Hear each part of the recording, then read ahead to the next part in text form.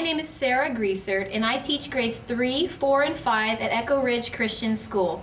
My name is Gryte, and I teach grades 1 and 2 at Echo Ridge Christian School. And we've been doing Saluting New Readers here at our school for the past 6 years.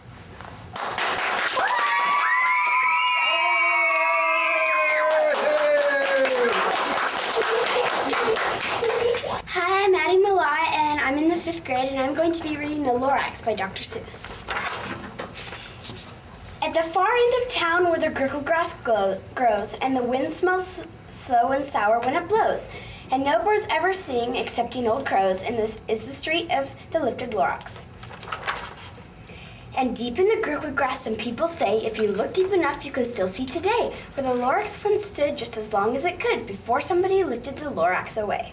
What was a Lorax, and why was it there? And why was it lifted and taken somewhere? From the far end of town where the grickle grass grows, the old once-there still lives here. Ask him, he knows. You won't see the once-there, don't knock at his door. He stays in the lurkum and the top of his store. He lurks in his lurkum called Under the Roof, where he makes his own clothes of mid-muffled moof. And on special dank midnights in August, he peeks out of the shutters, and sometimes he speaks and tells how the Lorax was lifted away. He'll tell you, perhaps, if you're willing to pay. On the end of a rope, he lets down a tin pail, and you have to toss in 15 cents and a nail, and the shell of a great-great-great-grandfather snail. Then he pulls up the pail and makes a most careful count to see if you've paid him the proper amount. Then he hides what you've paid him away in his snub, his secret strange hole in his grubblegless glove. Then he grunts, I will call you by whisper in my phone, for the secrets I tell you are for your ears alone. Slop, down slops the whisper me phone to your ear, and the once-onceler whispers are not very clear, since they have come down through the snurgly hose, and he sounds as if he had smallish bees up his nose. Now I tell you, he says with his teeth sounding gray, how the Lorax got lifted and taken away. It all started way back, such a long, long time back. Thank you for listening to me read.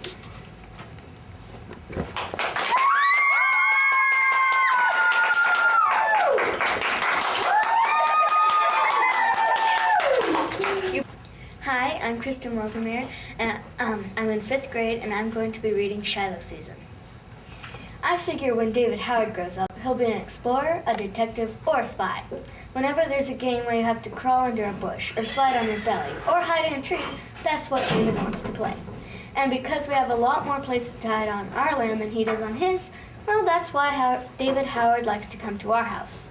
Dad's reading Becky a story, and Dara Lynn's helping Ma wash the dishes. Only reason I got excused was because I got a guest. And you can be sure Dara Lynn will see to it that I have to do the dishes 2 nights in a row. Takes about 20-25 minutes to walk to Judd's from here. I tell David, okay, only a canteen, a map, and a pair of binoculars, says David, his voice low. A map? I say.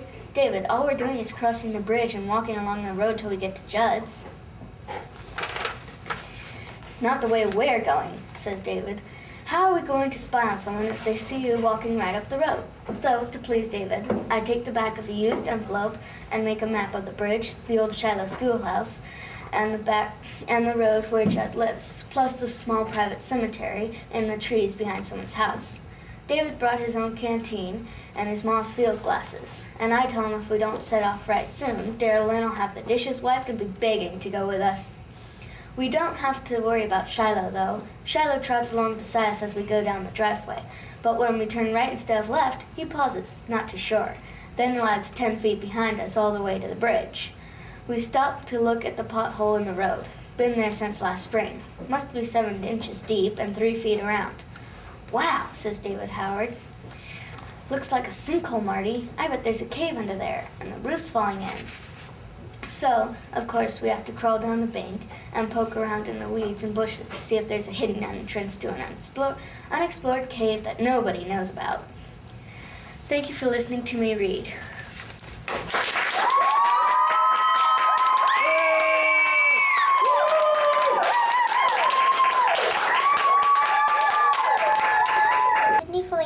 I'm going to be reading you give a pig a pancake?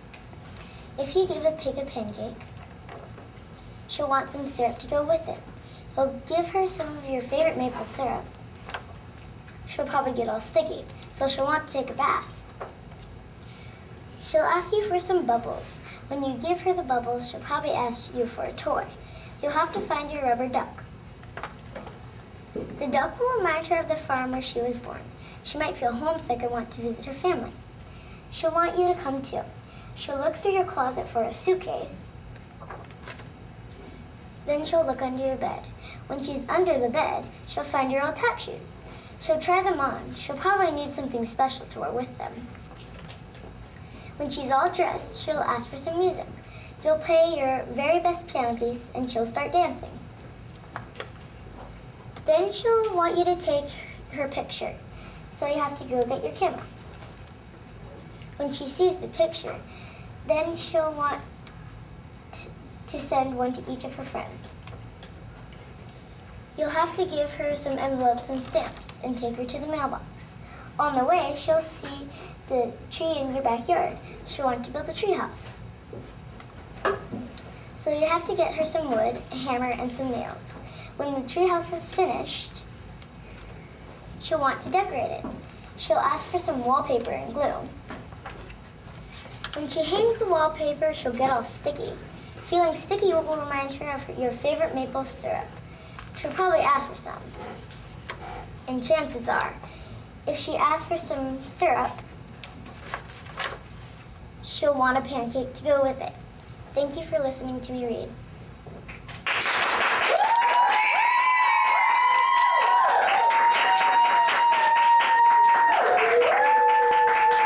Hi, I'm Bailey Coy, and I will be reading The Salamander Room. Brian found a salamander in the woods. It was a little orange salamander that crawled through the dry leaves of the forest floor. The salamander was warm and cozy in the boy's hand. "Come live with me," Brian said. He took the salamander home. "Where will he sleep?" his mother asked. "I will make him a salamander bed to sleep in. I will cover him with leaves that are fresh and green and bring moss that look like little stars to be a pillow for his head. I will bring crickets to sing him to sleep and bullfrogs to tell him goodnight stories. And when he wakes up, where will he play? I will carpet my room with shiny wet leaves and water them so he can slide around and play. I will bring tree stumps into my room so he can climb up the bark and sun himself on top. And I will bring boulders so that he can creep over. He will miss his friends in the forest. I will bring salamander friends to play with him. They will be hungry. How will I feed them? I will bring insects to live in my room, and every day I will catch some and feed the salamanders. I will make little pools of water on top of boulders so they can drink whenever they are thirsty. The insects will multiply, and soon there will be bugs and insects everywhere. I will find birds to eat extra bugs and insects, and bullfrogs will eat them too. Where will the birds and bullfrogs live? I will bring trees for the birds to roost in and make ponds for the frogs. Birds need to fly. We can lift off the ceiling. They will sail out in the sky, but they will come back to my room when it is time for dinner, because they will know that the biggest, juiciest insects are there. Thank you for listening to me read.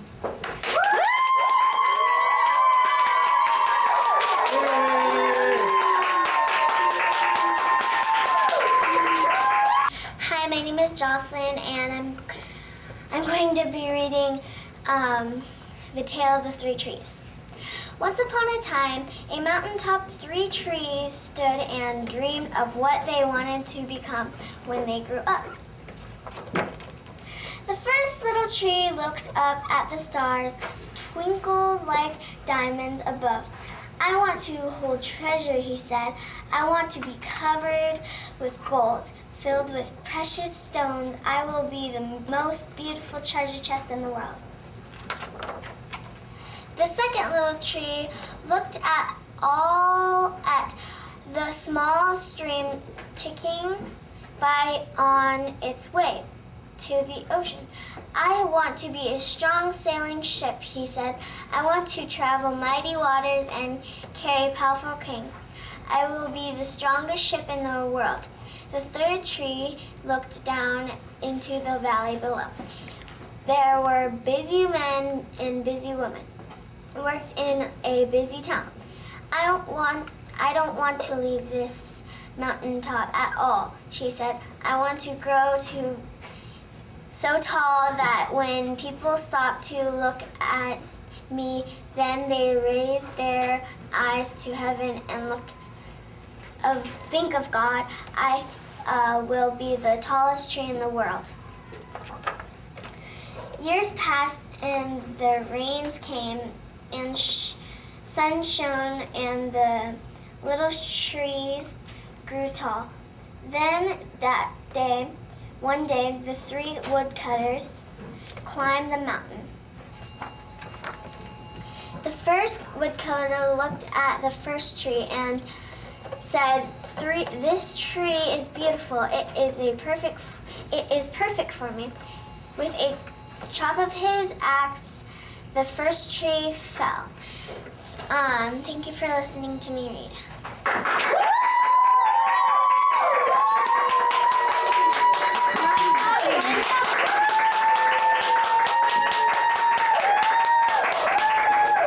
Hi, my name is Sammy White, and I'm going to be reading Cloudy with a Chance of Meatballs.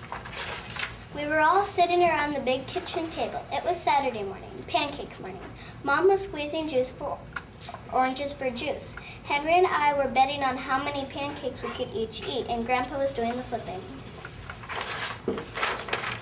Seconds later, something flew through the air and headed toward the kitchen ceiling and landed right on Henry. After we realized that the flying object was only a pancake, we all laughed, even Grandpa. Breakfast continued quite uneventfully. All the other pancakes landed in the pan and all of them were eaten, even the one that landed on Henry. That night, touched off by the pancake incident at breakfast, Grandpa told us the best tall-tale bedtime story he'd ever told. Across an ocean, over lots of huge bumpy mountains, across 3 hot deserts and 1 smaller ocean, there lay the tiny town of Chew and Swallow. In most ways, it was very much like any other tiny town. It had a main street lined with stores, houses with trees and gardens around them, a schoolhouse, about 300 people, and some assorted cats and dogs. But there were no food stores in the town of Chew and Swallow. They didn't need any. The sky supplies all the food they could possibly want. The only thing that was really different about Chew and Swallow was its weather. It came 3 times a day, at breakfast, lunch, and dinner. Everything that everyone ate came from the sky.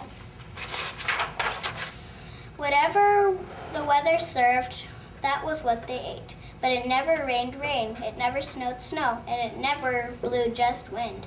It rained things like soup and juice.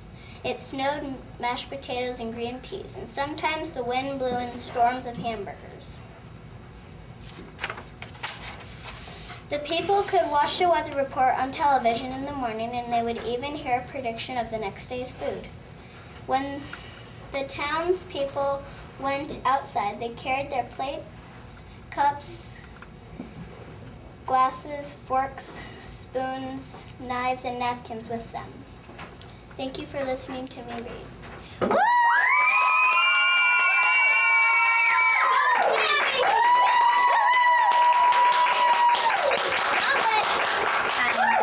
And I'll be reading If You Give a Moose a Muffin. If you give a moose a muffin, he'll want some jam to go with it. So we bring out some of your mother's homemade blackberry jam. When he's finished eating the muffin, he'll want another, and another, and another. When they're all gone, he'll ask you to make more. You'll have to go to the store to get some muffin mix. He'll want to go with you. When he opens the doors and feels how chilly it is, he'll ask to borrow a sweater. When he puts the sweater on, he'll notice one of the buttons is loose. So he'll ask you for a needle and some thread. He'll start sewing. The button will remind him of the puppets his grandmother used to make. So he'll ask you for some old socks. He'll make sock puppets. When they're all done, he'll want to put on a puppet show. He'll need some cardboard and some paints. When he asks you to make the scenery, when the scenery is finished, he'll get behind the couch, but his antlers will stick out. So he'll ask you for something to cover them up. You'll bring out a sheet from your bed. When he sees the sheet, he'll remember he wanted to be a ghost for Halloween. He'll try it on and shout, "Boo!" It'll scare him so much he'll knock over the paints. So he'll use the sheet to clean up the mess. He'll ask you for some soap to wash it out. He'll probably want to hang up the sheet to dry. He'll go outside to put on the clothesline. When he's out in the yard, he'll see your mother's blackberry bushes. When he sees the blackberries, will remind him of her jam. He'll probably ask you for some. And chances are, when you give him the jam, he'll want a muffin to go with it. Thank you for listening to me read.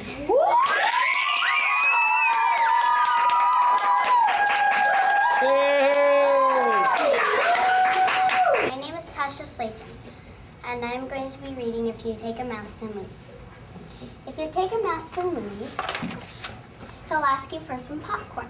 When you give him the popcorn, he'll want to string it all together. Then he'll want to hang it on the Christmas tree. You'll have to buy him one. On the way home, he'll see a snowman in your neighbor's yard. He'll want to make one of his own. Then he'll need a carrot for a nose. When he's all finished, he'll decide to build a fort. He'll ask you to help him. Then he'll want to make some snowballs and have a snowball fight. Playing outside will make him cold. He'll want to go inside and curl up on the couch. He'll ask you for a blanket. Once he's nice and cozy, he'll want to listen to Christmas carols. He'll have to find some on the radio. He'll probably sing along. The carols will remind him of his Christmas tree, so he'll want to make ornaments. You'll get him paper and glue. He'll ask you for some glitter. When the ornaments are done, he'll hang them all up. Then he'll stand back to look at the tree. He'll notice his popcorn string is missing. So he'll want to make another one. He'll ask you for some popcorn. And chances are, when you give him the popcorn, he'll want you to take him to the movies. Thank you for listening to me read.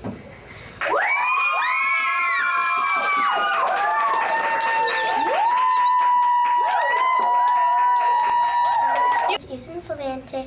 I'll be reading Sometimes I'm Small, Sometimes I'm Tall. God made me just the right size because he's loving and good and wise. Sometimes I'm small, sometimes I'm tall. That's the way God planned it all.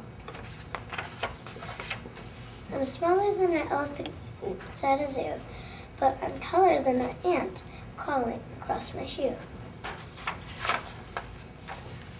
I'm smaller than a big oak tree with branches everywhere, but I'm taller than a bee who's buzzing through the air. Sometimes I'm small, sometimes I'm tall. Well, I'm smaller than a mountaintop covered up with snow, but I'm taller than a turtle who moves very slow. God made me just the right size because he's loving, good, and wise. Sometimes I'm small, sometimes I'm tall. That's the way God planned it all. I'm smaller than a whale that swims out in the sea, but I'm taller than an orange that tastes good to me. I'm smaller than a lighthouse standing on the shore, but I'm taller than flowers growing near my door. I'm smaller than a wooden bridge that goes across a pond, but I'm taller than a little bird who sings its song.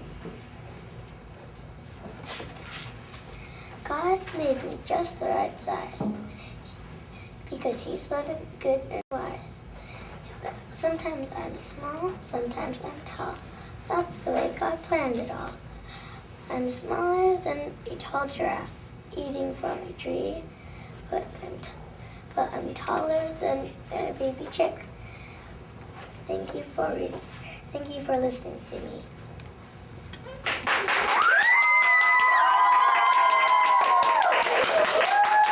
My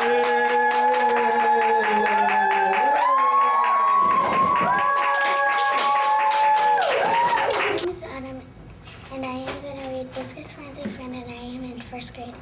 Woof, woof, what has Biscuit found? Is it a ball? Woof. Is it a bone? Woof. Quack, it is a little duck. The little duck is lost. Woof, woof. We will bring the little duck to the pond. Woof, woof. Here, little duck, here is the pond.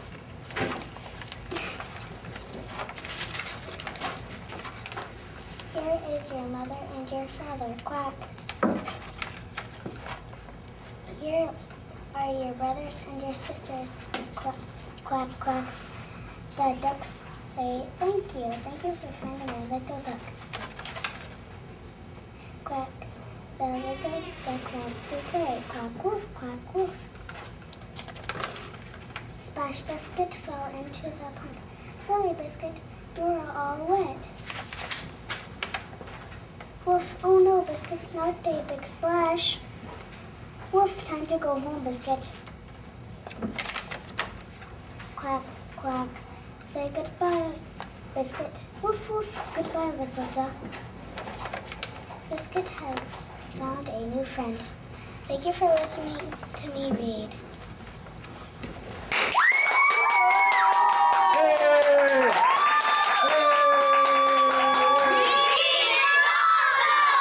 What's awesome? Reading! And where do you go to school? Echo Ridge Christian School! Who's in 1st grade? I am! Who's in 2nd grade? I am!